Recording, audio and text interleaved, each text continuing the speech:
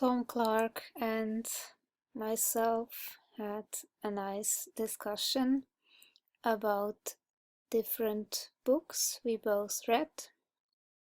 Have a listen. You want to talk about was the influence that Dr. Natasha McBride Campbell McBride has had on you. And we were kind of talking about how people wind up coming to the carnivore diet. And I told my little story that I was on keto, had done really well, but found myself wanting to just eat meat.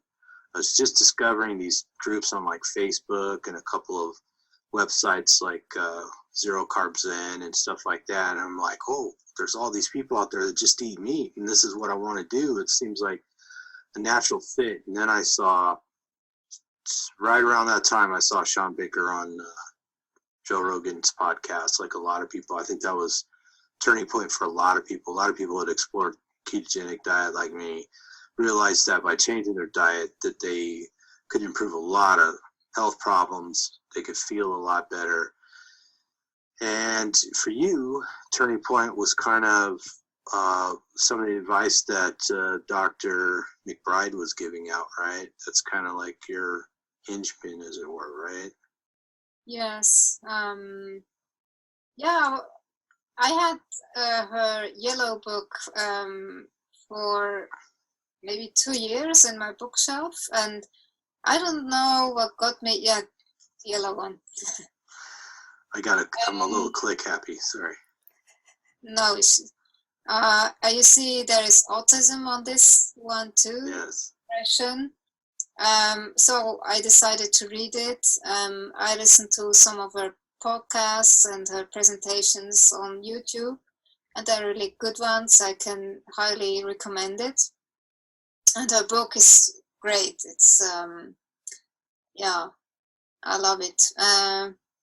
So I'm not sure. She probably mentioned that in the book as well. I don't remember. It was something along the lines that, you know, she's kind of more of a, not necessarily a carnivore, but she said that some kids just don't tolerate plants and they really just need to go on a meat diet and stay on it, right? Exactly. Something like that. That for me was the turning point. Yeah, because in January I started from veganism. I went paleo because somebody had recommended it to me. Mm. I listened to some of those paleo mom videos, and she is totally against keto. And so I was really careful. I wasn't keen to get into it, but I didn't feel so well on the paleo diet. I mentioned that in the last video we did together. And then I was also investigating autism at the same time as I was reading a lot about diet and eating meat. And yeah, and Natasha Campbell McBride, she mentioned that she has a clinic where she lives, and she has first-hand experience, and she sees her patients, and many of them are autistic, and she has a kid that is autistic, and I think he is now an adult. Anyway, and she mentioned that some of those kids, she calls them GAPS people, and some of them just can't do any plants or anything else other than meat, because their digestion is so messed up, and some they have to stay on this way of eating for life, and they do fine. But as soon as I introduce some plants, it just doesn't work for them. And as soon as I heard that, I was thinking, oh, okay, I'm not doing so well on this paleo thing. The autoimmune paleo way also doesn't work. I'm still bloated, still feeling exhausted. Something is just not working, even though I'm eating meat. So maybe I should try this. Leave out the veggies, and yeah, and so that for me was really a turning point to hear this, and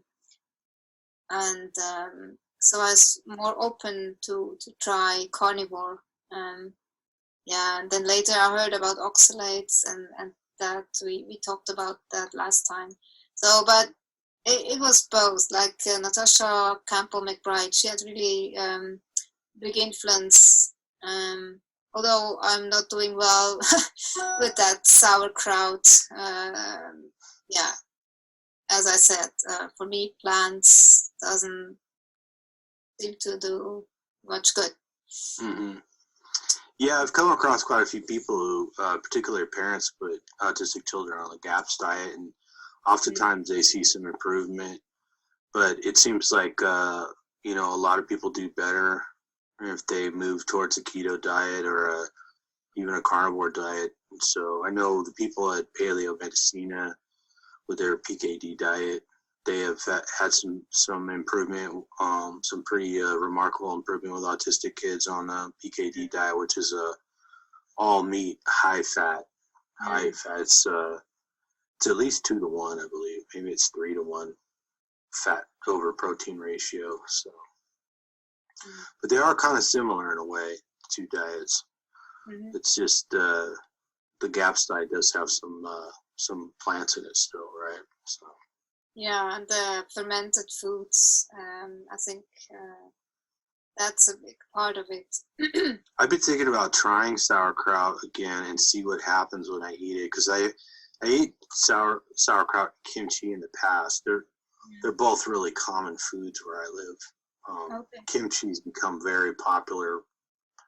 I don't know, the last 10 years or so. We have a pretty large, quite a few Korean people that have immigrated to, this area over the last, 20, 30 years, maybe longer. So foods like that, and of course, sauerkraut's kind of ubiquitous. There's many Germans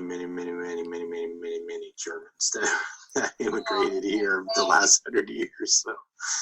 So yeah, it's everywhere, and it's pretty common as sauerkraut's pretty common here as a condiment, like on a hot dog. It doesn't get any more American than eating a hot dog, and sauerkraut's usually close at hand. So. Oh, okay, but that's so funny because that's really what the Germans also eat, like sauerkraut. Yeah, sausage and some sauerkraut, of course. Yeah. Yeah, there's a lot of Germans here. There's a giant facility not too far from here. It's called the Phoenix Club, and it's some German cultural place, and they have this incredible Oktoberfest there. In fact, I think it just ended. Oktoberfest, yeah, it's around that time now that they have. Yeah, there's a place not down the freeway ways called the Alpine Village where they have this huge Oktoberfest every year, and then my dad lived up in Big Bear for a long time, and they had a big Oktoberfest there. So there's Germans everywhere, more Germans everywhere. Wow. So. That's interesting. So I didn't notice I had any issues eating some sauerkraut or some kimchi. So maybe, I've really been focused on figuring out what was going on with my psoriasis, and I think it was egg whites and dairy, and just I don't eat that much dairy, but it was like a little whipping cream here and there in my coffee or some cheese or whatever. And I think I'm down to I can eat some of the really dry aged cheeses, and that's about it. So once I'm done with that experiment, maybe I'll try in a little of the fermented cabbage just because it's high in K2, and it might enhance my calcium experiment there with the coronary artery scan. But did you notice anything in particular about the sauerkraut or something that bothered you? Yeah, I may be bloated. Oh, okay. So it's pretty obvious, huh?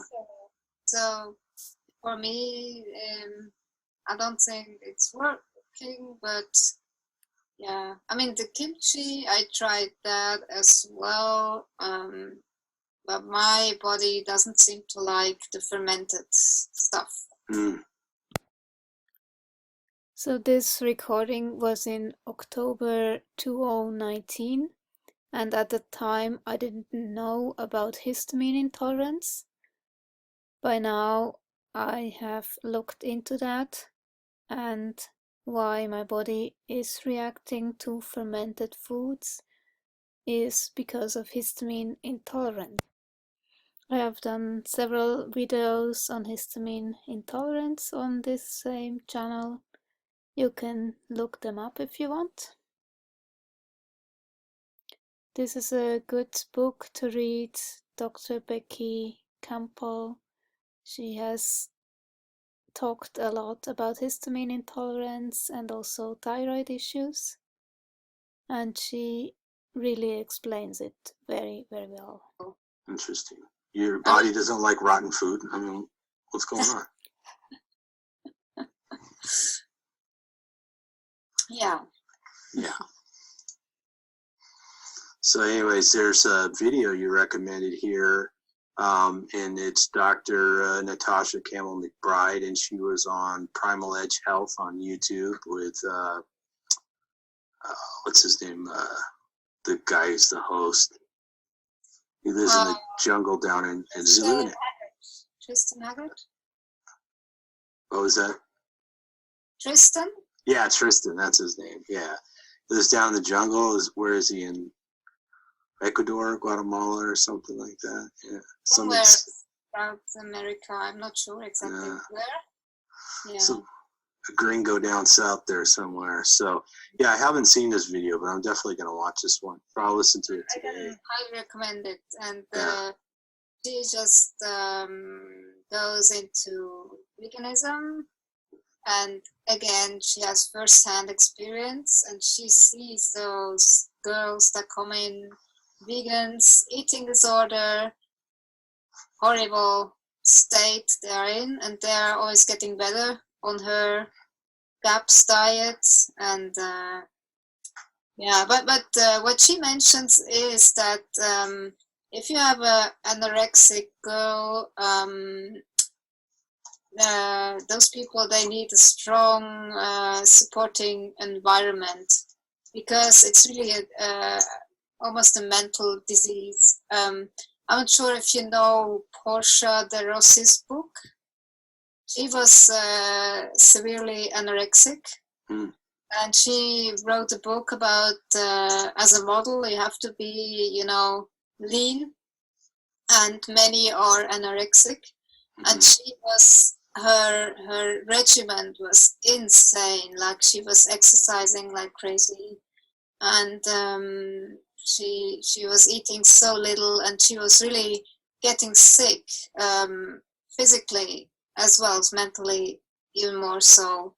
I'm not sure if she's still a vegan now. I'm not sure, but anyway, her book really gives you insight into what's going on in an anorexic person's head. It's horrible, and if they see themselves in the mirror, they just don't see it, how actually they look. They see fat, even if they are completely emaciated. So that's really a mental disease, and yeah. This is the book I mentioned. Anorexic people or girls switch into veganism. I'm not sure why this is. Well, it's easy to see veganism as like a structured eating disorder. It's like a tribal eating disorder, right? You give people this idea that if they eat meat, that they're causing cruelty. So stop eating animals, because if you don't, you're indirectly being cruel to innocent life, and eat these plants instead. And by the way, the plants are supposedly more nutritious than the animals. you know, and it's just kind of one fabrication and one stretch of the imagination piled on top of the other, and it's like, oh, okay, well, great, I can be skinny, I could look like Freely, all emaciated, you know. Yeah. So I could see how an eating disorder like anorexia or even bulimia just translates nicely into something like veganism. Yeah. Yeah. So anyway, the Natasha Campbell McBride, she she treats those people, and yeah, she has really a lot of success with that protocol. And yeah, that video, it's really worth the time watching. And she's a doctor, so she has a lot of experience and knowledge and education. So here's a book on autism: How to End the Autism Epidemic by J.B. Handley. Now, we have a lot of discussions about the cause of autism, and I'm pretty sure neither one of us really thinks we know exactly what causes autism. But we discuss the symptoms, potential causes, and more importantly, it seems as though a lot of things that people presume cause autism actually just make the symptoms worse. So did you have any thoughts on that or this book? Because I think you read this book just like I did, right?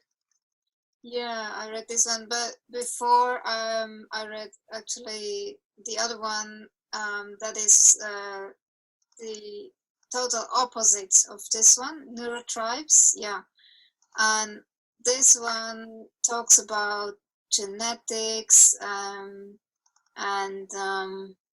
yeah, how probably autism has been around for a very long time.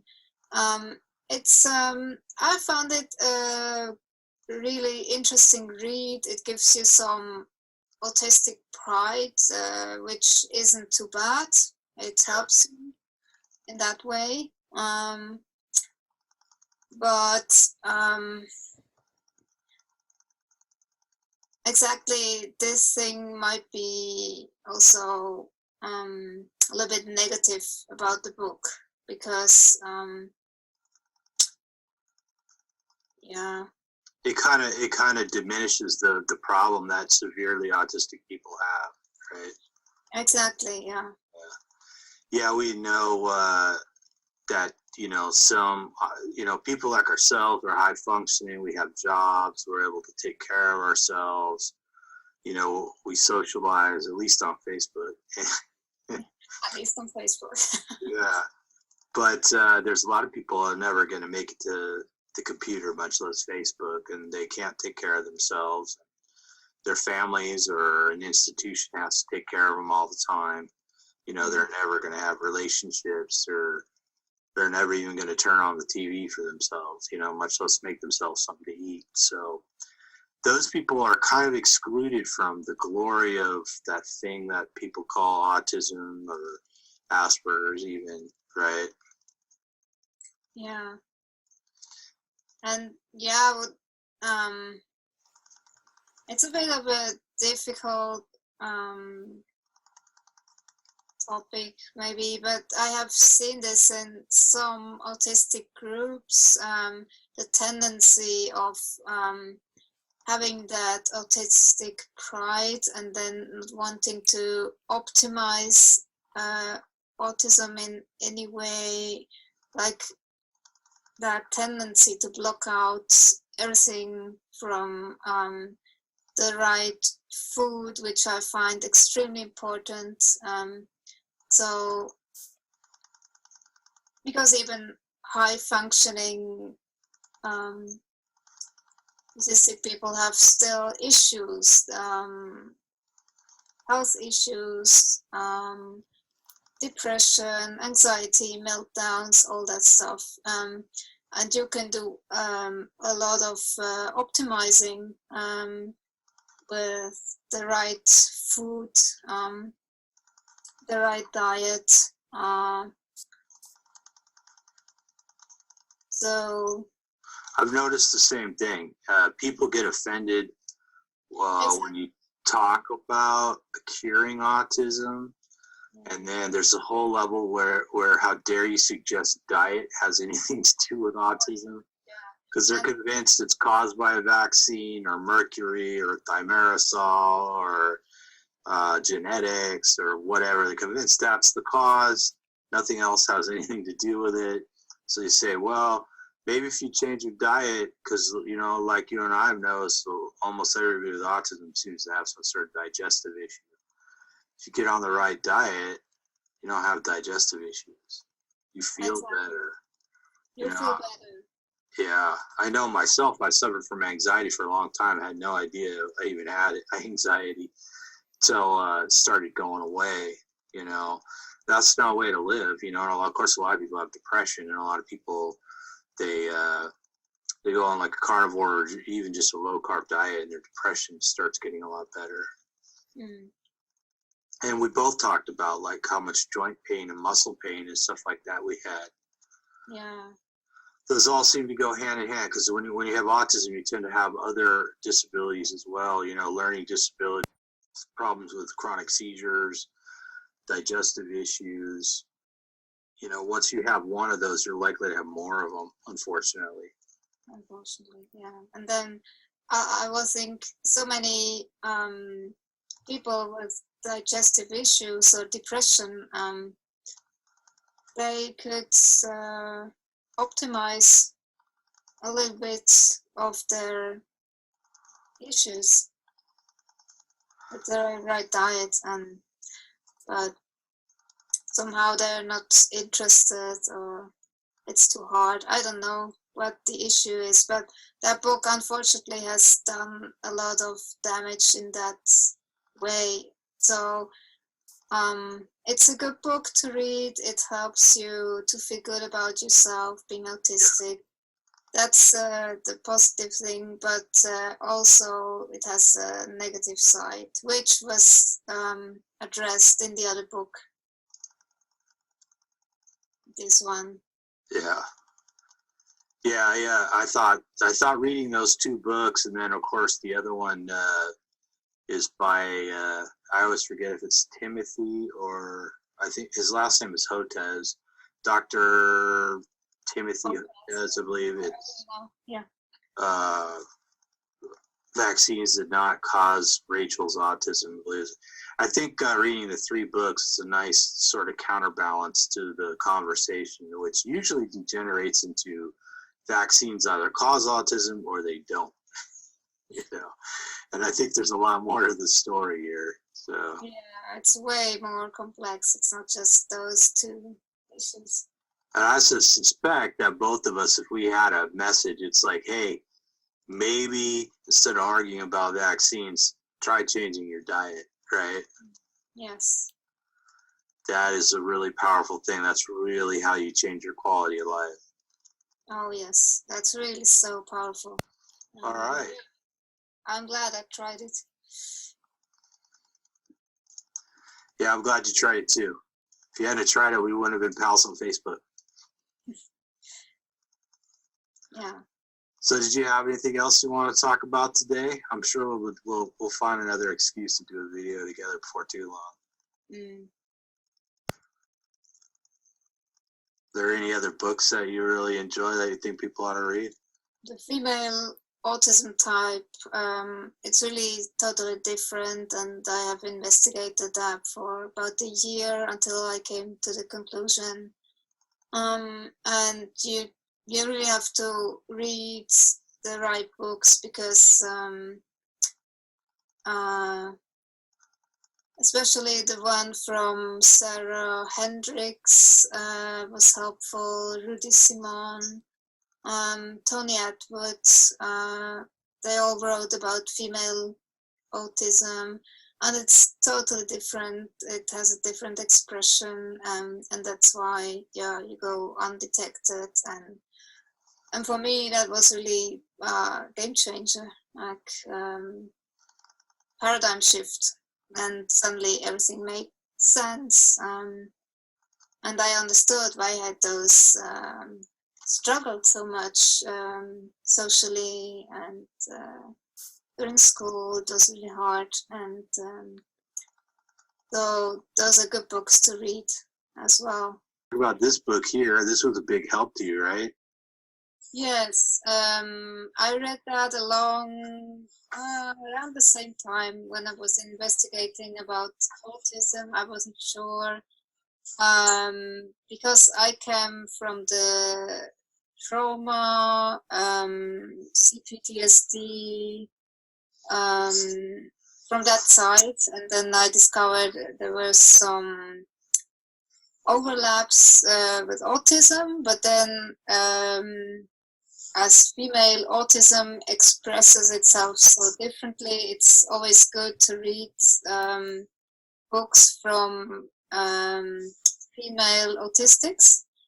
And Sarah Hendricks is actually so funny in her YouTube videos. She has great presentations. And this is actually my most favorite book on female autism.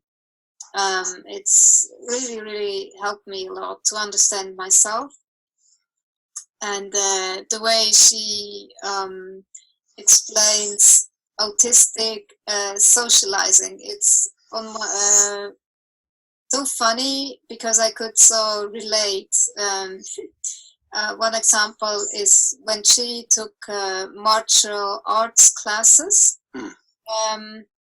And then there's always that social component. You always have to socialize. Why can't you just do the martial arts itself, you know? And then you have to do group training, like with a partner. And then she always stood in the corner and couldn't find a partner. And then a young 9-year-old boy told her, "Oh, you have to get and find your partner. You cannot just stand there, you know." And that was it for her. And that's always that difficult thing that autistics seem to struggle with. And I could so totally relate because I also have tried some kung fu lessons, and it was exactly the same, you know. As long as we could just watch the teacher and copy the movement, I felt amazing. I was fine. But then when we had to do like exercise with a partner, that's when I fell apart. And for me, it was so helpful to hear that from another person, because I always thought, oh, why do I have such a problem with that? Everybody else is so fine, and they are joining themselves. Look what kind of fun they have. And for me, it was so difficult. And then hearing Sarah Hendricks say that, explain it that way, and it really helped me to feel confirmation. And we're still the little psychologists. We're still working this stuff out day in, day out, still trying to make sense of all of these kinds of things. Often, certainly for me, there is this absolute switch of switching on a professional self that comes away from my natural self, and then it switches back off again. It's highly stressful. It's highly bad for my health, I'm sure. A lot of adrenaline, a lot of stress, a lot of worry in order to do that. But it makes us increasingly invisible. And I think as we get older, and I'm 49, that actually you become a bit cynical and you become a bit of a realist. And you think, really, am I really going to walk around the world being my true and open self? I don't think so. I can't get a job when I'm trying hard. So there's no hope if I actually am who I really, really am. So it's best that I just stay hidden. It's best that I just you know, accept to a certain degree what's possible and what's not. And this never becomes entirely fluent, this practicing at being with people. We could probably do a whole video just on that. just on that, yeah. A handful of books, yeah, on that topic, sure. All right. Well, I want to thank you for taking the time to have a little conversation with me. Thanks for having me on. Oh, you're welcome. You're very welcome. I'm sure a lot of people are going to find this helpful. I'm always trying to sort of expand our little community of autistic adults, or trying to, and parents of autistic children and stuff like that, are trying to help each other, trying to improve the quality of life for people who have oftentimes had it pretty rough. So Yeah, and support from a community can really help, and the Facebook group can help. yeah, Like a little family, and we can answer questions. You have a lot of experience anyway, a lot of knowledge. So, yeah, really we're kind of heavy on when it comes to data. So if people like to read studies and talk about scientific papers and stuff like that, it's definitely a good group for that. yes, very interesting. Yeah. So, all right. Yeah. So all you people out there ready to nerd out for a while, come see us at Autistic Carnivores. All right. Well, thanks again. I will talk to you soon. Anyway, yes, thank you. Have a nice evening. You too, have a nice day.